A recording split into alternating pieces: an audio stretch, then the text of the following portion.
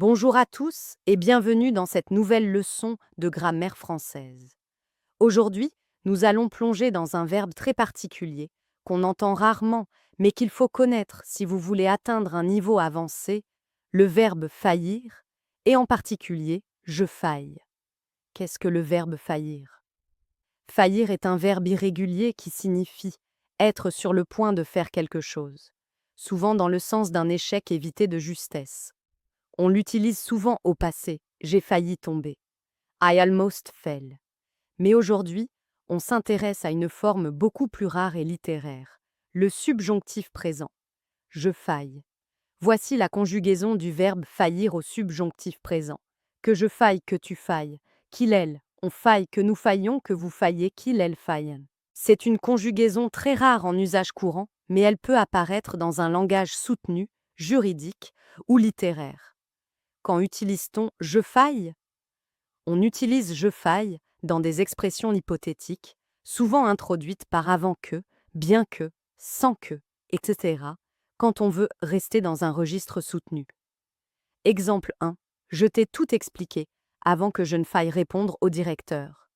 I explained everything to you before I might have to answer to the director. Exemple 2. Il faut que je faille au devoir qui m'incombe. I must fulfill the duty that is mine. Remarquez ici que faillir à quelque chose peut aussi signifier manquer à un devoir, à une mission. Autre sens, faillir à un devoir, à une promesse. Dans un langage plus formel, faillir a signifie ne pas respecter une obligation morale ou légale. Exemple, il a failli à ses engagements. He failed to meet his commitment. Exemple, que je ne faille jamais à ma parole. May I never fail to keep my word. Dans ce contexte, faille exprime une volonté, une hypothèse ou une peur, et on reste bien dans le subjonctif. Est-ce qu'on utilise je faille tous les jours? Non. Mais si vous lisez des textes juridiques, religieux ou philosophiques, ou si vous voulez écrire avec élégance, connaître cette forme peut faire toute la différence. C'est comme une perle rare, peu utilisée, mais puissante quand on sait s'en servir. Petit défi pour toi. Peux-tu créer une phrase avec je faille ou une autre forme du verbe faillir?